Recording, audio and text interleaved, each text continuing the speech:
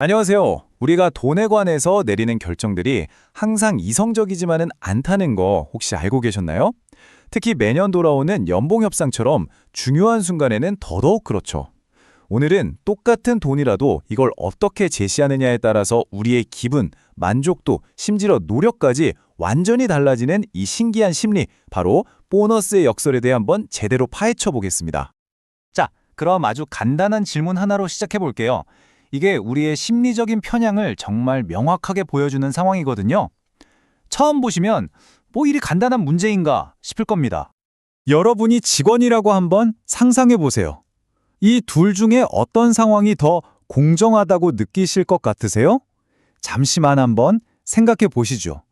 한쪽은 대놓고 삭감이고 다른 쪽은 어쨌든 인상이라는 말이 들어가 있잖아요.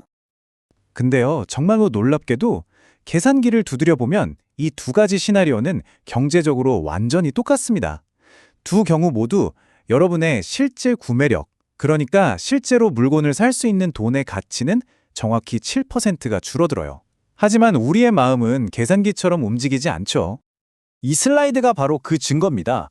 실제 연구 결과를 보면요, 월급을 깎는다고 하니까 62%나 되는 사람들이 이건 불공정하다고 답했어요. 그런데 실질적인 손실은 똑같은데도 불구하고 인상이라는 말로 포장하니까 무려 78%가 공정하다고 판단했습니다. 결국 중요한 건 진짜 손해가 얼마냐가 아니라 이걸 어떻게 포장해서 보여주느냐, 즉 프레이밍이었다는 거죠.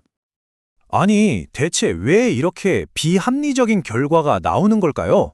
그 비밀은 바로 우리 뇌가 이득과 손실을 받아들이는 방식에 숨어 있습니다. 바로 손실 회피라는 개념 때문인데요. 아주 간단해요. 길에서 10만 원을 줍는 기쁨보다 지갑에서 10만 원을 잃어버리는 고통이 심리적으로 훨씬 더 크게 느껴지잖아요. 바로 그겁니다. 우리는 이득을 쫓는 본능보다 손실을 피하려는 본능이 압도적으로 강하다는 거죠. 이 원리를 보너스 협상에 한번 적용해 볼까요? 한 연구에서는 똑같은 금액의 보너스를 두 가지 방식으로 제시했어요. 하나는 기본급의 성과만큼 더 얹어주는 방식, 즉 이득 프레임이고요. 다른 하나는 당신이 받을 수 있는 최대치에서 성과가 부족하면 깎아내리는 방식, 즉 손실 프레임이었죠. 최종적으로 받는 돈은 같을 수 있는데 우리 뇌가 받아들이는 건 정말 하늘과 땅 차이입니다. 자, 근데 여기서 이야기가 한 단계 더 복잡해집니다. 이 연구는 단순히 어떻게 주느냐만 본 게 아니고요. 인센티브의 비중을 언제 두느냐에 따라서도 우리의 선택이 확 달라진다는 걸 발견했어요. 이 타임라인을 한번 보시죠. 초기 가중 보너스는 연초에 비교적 쉬운 목표만 달성해도 보너스의 상당 부분을 먼저 챙길 수 있게 해줘요. 일단 받고 시작하는 안정감이 있죠. 반면에 후기 가중 보너스는 연말 최종 목표에 가까워질수록 보상이 기하급수적으로 커져서 막판 대박을 노릴 수 있게 만들죠. 자, 그럼 이 두 가지 요소를 한번 섞어보죠. 이득이냐, 손실이냐, 그리고 보상을 초반에 주느냐, 후반에 주느냐. 과연 사람들은 어떤 조합을 가장 선호했을까요? 결과가 진짜 흥미롭습니다. 자, 드디어 결과입니다. 과연 사람들은 어떤 선택을 했을까요? 여러분이 마음속으로 생각했던 것과 한번 비교해보세요. 우리의 직관과는 조금 다른 아주 재미있는 결과가 기다리고 있습니다. 먼저 이득 프레임 상황입니다. 보너스를 추가로 더 받는다고 생각할 때죠. 이때 사람들은 57%의 비율로 초반에 작지만 확실한 보상을 주는 초기 가중 보너스를 선호했어요.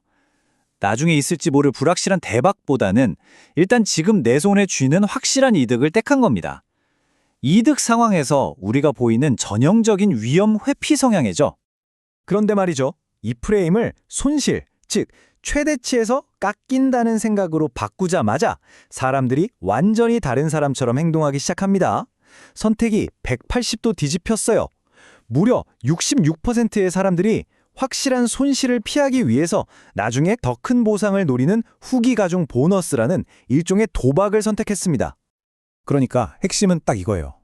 우리는 이득을 볼 수 있을 땐 안정적인 걸 원하지만 손실을 볼 상황에 처하면 그 손실 자체가 너무 싫어서 그걸 피하기 위해서라면 기꺼이 위험을 감수하는 도박꾼이 된다는 거죠. 그렇다면 이 모든 조합들 중에서 사람들에게 진짜 열심히 일하게 만들어야겠다는 동기를 가장 강력하게 부여한 최고의 조합은 과연 무엇이었을까요? 그 결과가 바로 이 숫자 71%입니다. 이 71%라는 압도적인 수치는 바로 손실 프레임과 후기 가중 보너스가 만났을 때 나왔습니다. 다시 말해서 이걸 다 잃을 수도 있다는 압박감과 하지만 연말에 한 방으로 모든 걸 만회할 수 있다는 희망이 결합될 때 우리의 노력 게이지가 그야말로 폭발해버리는 겁니다. 자, 그럼 이 놀라운 심리학적 사실들을 우리 실생활, 그러니까 피 터지는 연봉협상 테이블에서 과연 어떻게 써먹을 수 있을까요?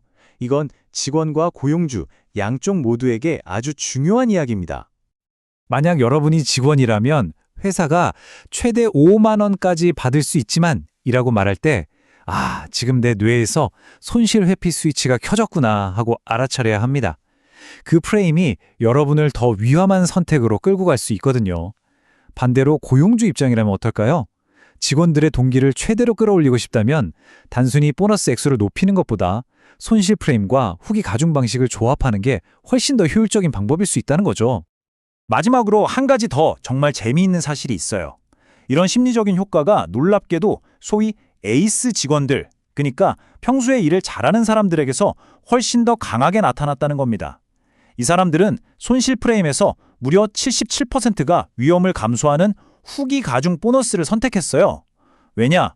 나는 할 수 있다는 자신감이 있으니까 더 과감하게 베팅을 하는 거죠.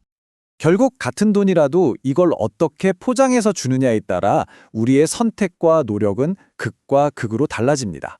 다음번 연봉 협상 테이블에 앉았을 때 회사가 제시하는 그 프레임을 그대로 받아들이시겠습니까? 아니면 이 지식을 이용해서 여러분에게 더 유리한 쪽으로 대화를 이끌어 가시겠습니까? 선택은 이제 여러분의 몫입니다.